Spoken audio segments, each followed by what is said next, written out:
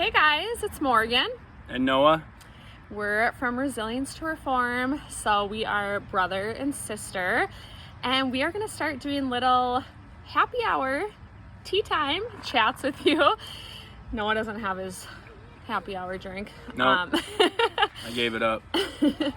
So every Friday we're going to do a video with you and kind of talk through different things. So we hope you enjoy this. Give us feedback, leave a comment below, let us know what you're having today for your happy hour, and just kind of kick off our weekend with you and spend some time with you. So first, being this is our first one, we just want to introduce Resilience to Reform. So we started this when Noah was incarcerated. We went down to visit him, my husband and I, Jamie, last year in 2019, and he had been writing on our website, Construction to Style, for a while, and he was making a huge impact, and just from the readers, the comments, the life experiences they shared with us, things that just hit home to us. So many people talking about how they were going through the same situations and they weren't sharing it. So it was just deep down in there. They had no one to talk to, and they just felt like they were being heard and could relate. And so all that just blew us away and moved us.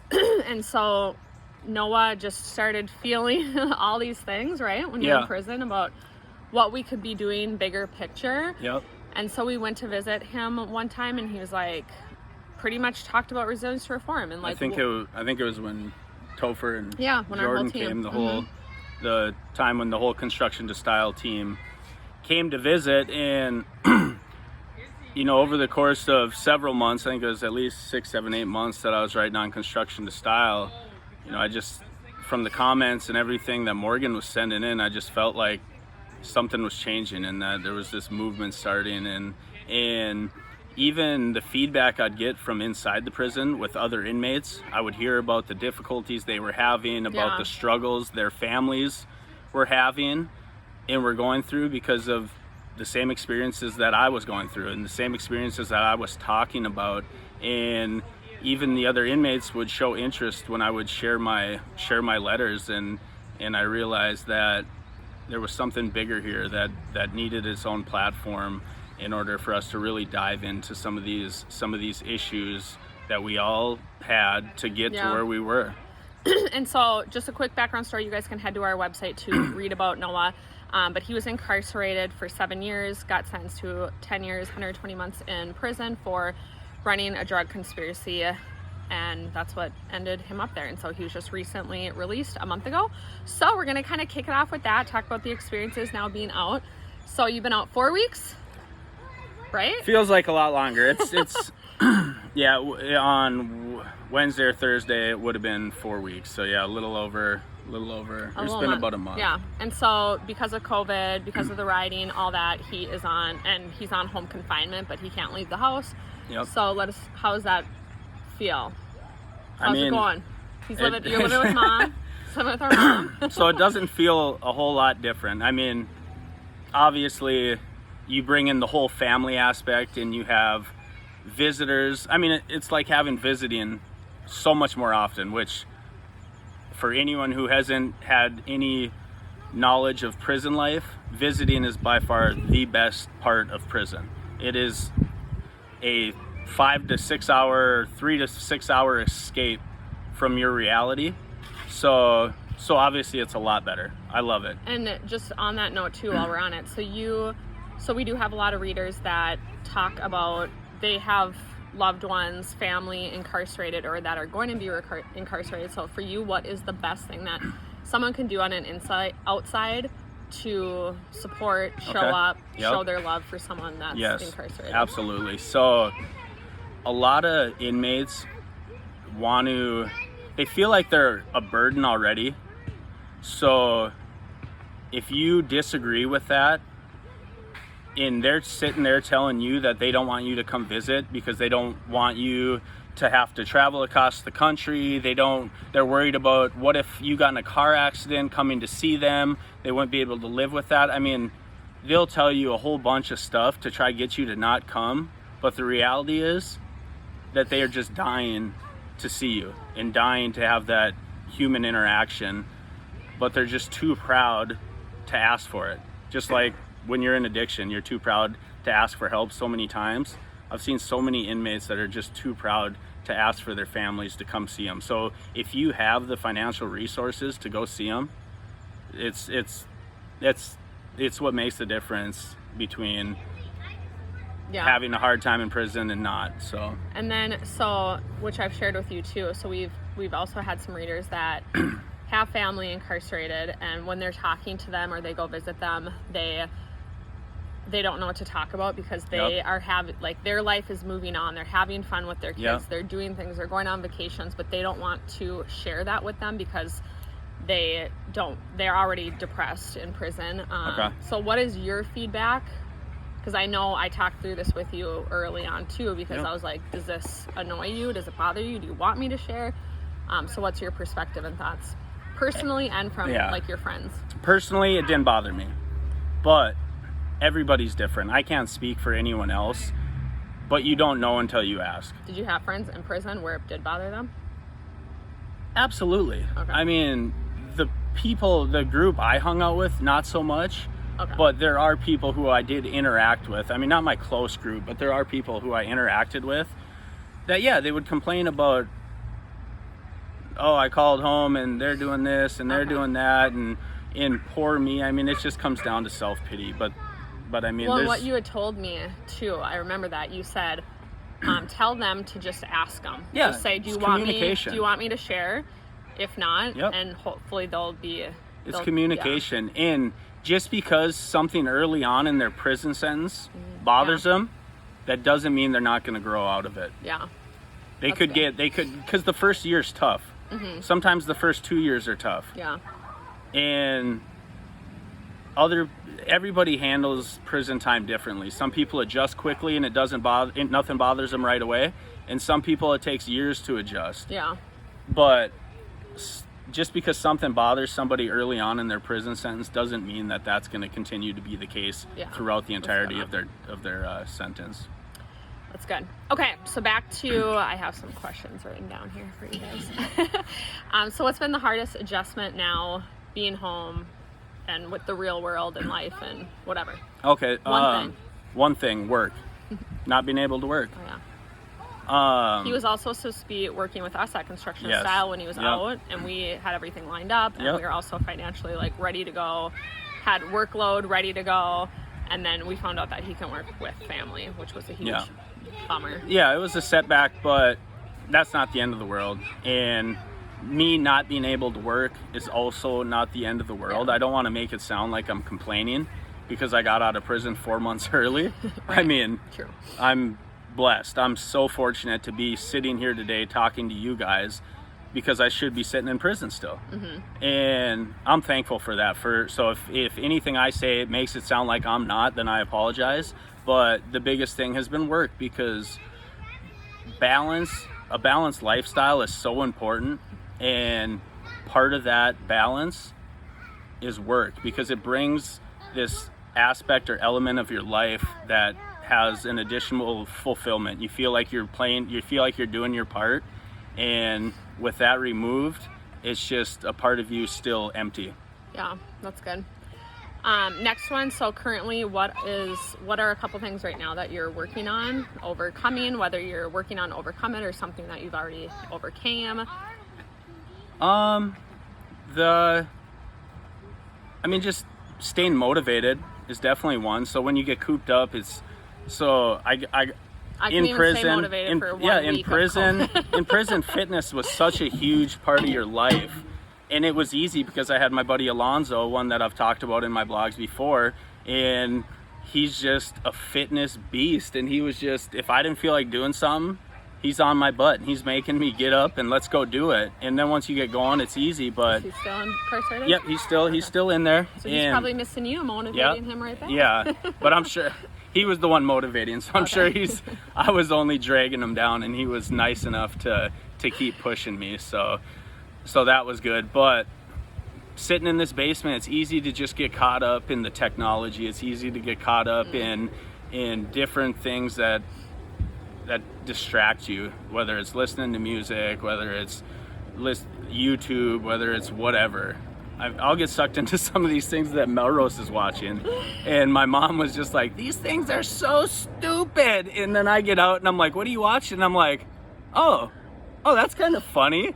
And 3 hours later, you're like, oh my gosh, yeah, exactly. So what have I done with my life? so 3 days later, you're like, oh crap, I haven't worked out. So that's been an adjustment, just doing this whole workout thing at home. And anything besides working out, like mentally, emotionally? Yeah, I've had, so right when I got out, I'm not sure if it was in a video or in a blog post, I said there was some expectations that didn't quite live up to, they didn't quite fall into what I thought was going to happen. So the expectations fell short, and it just goes with the, I'm not even supposed to be here, so I need to just be grateful. I need to be grateful for what I have. I need to be grateful for the support. Just because I can't work for my sister doesn't mean I can't work at all.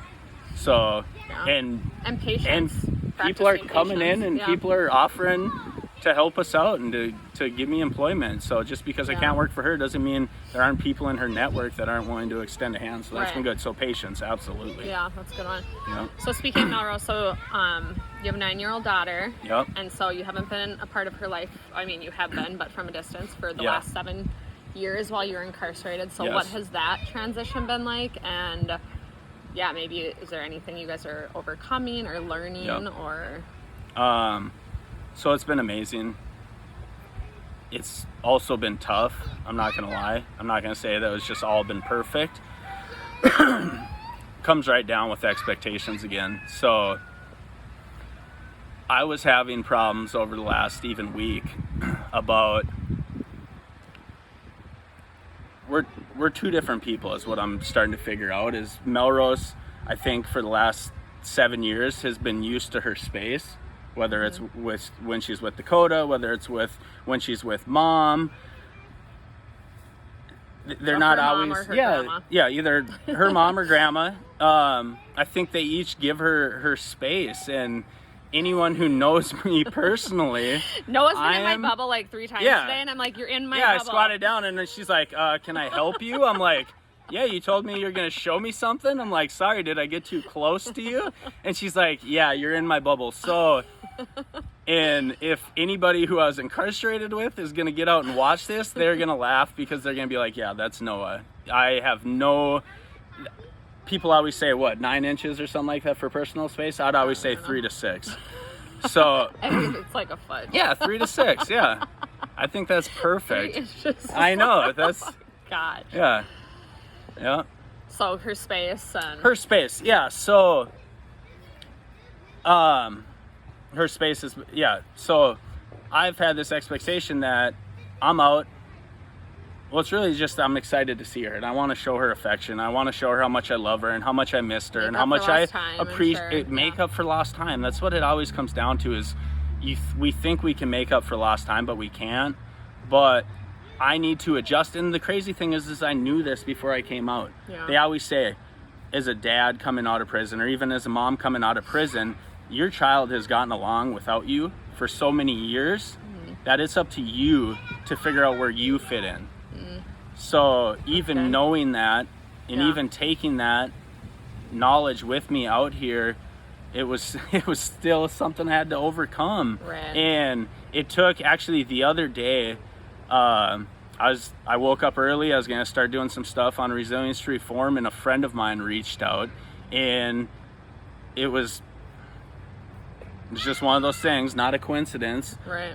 And he just reached out and he's like, how are you doing? And I'm like, actually, you know what? I'm not doing that good. And it was the perfect friend because he gave me the perfect advice. And he said that. He said, Noah, you got to understand, she's used to her space. You have no idea what personal space is. So you guys are going to clash a little bit. But either you guys are going to meet somewhere in the middle. And that's what I liked. That's what I like to hear. Yeah. I don't have to come all the way over here. We're going to meet in the middle. I just need to be patient. So just what you said earlier, it just comes down to patience and just knowing that it's going to work out. Yeah.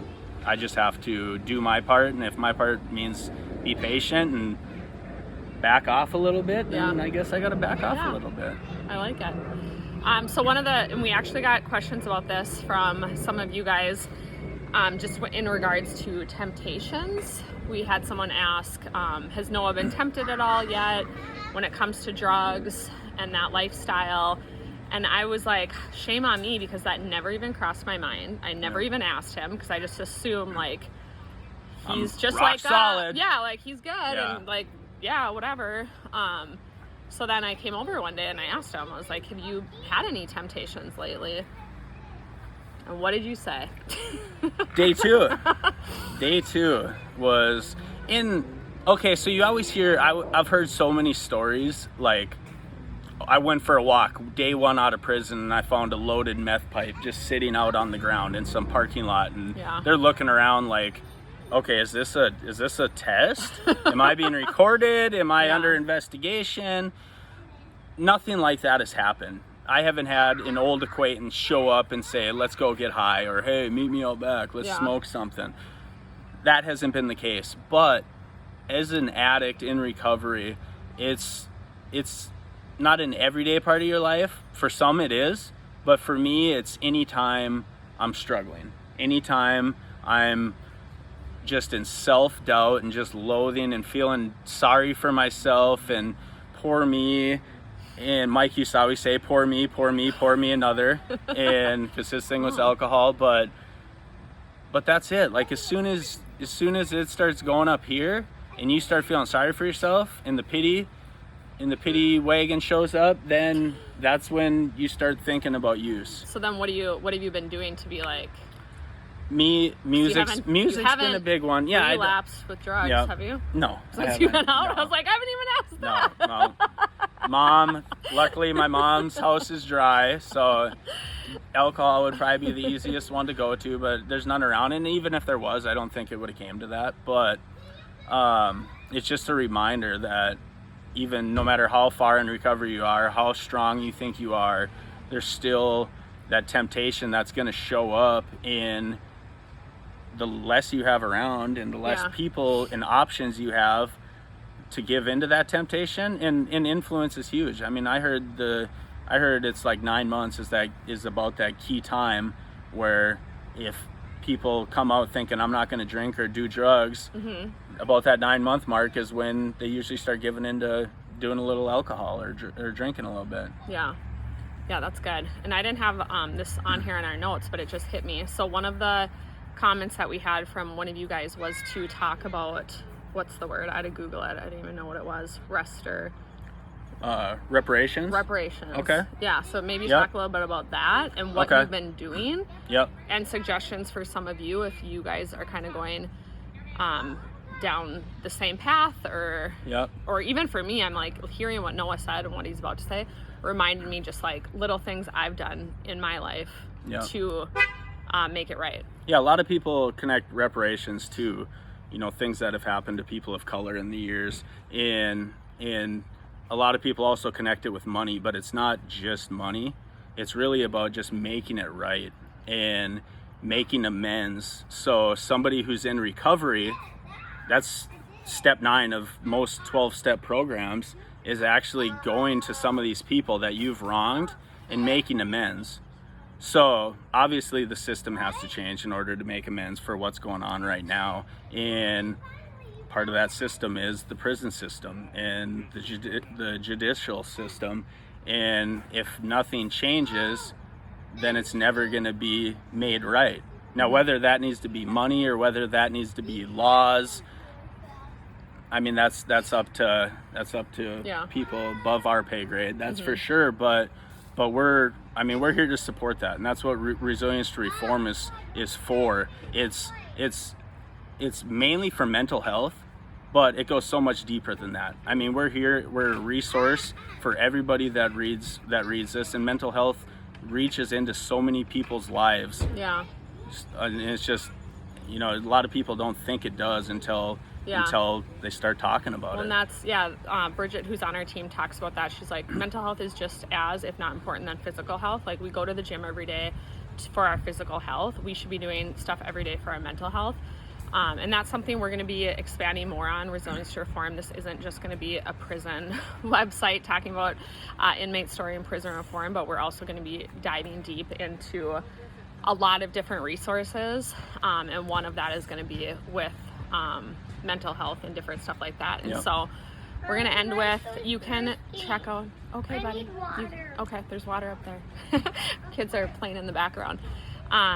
Just make sure, I encourage you to go check out our site. We have a resource tab that talks about all the different categories that we are really gonna be working hard on over the next upcoming years, that range from teens with depression, suicide, anti-racism, mental health, some of our favorite podcasts that we all listen to daily, different books, and then we are also working on a number of different contributors to join us that are from different aspects of the world and different life experiences that have happened with them that we're super excited to share with you guys. So anything else? The only other thing I'd say too is if there's any topics that you feel like we should discuss, or if there's something that you would like to put out there, don't be afraid to reach out to us. Yeah, we'd love that.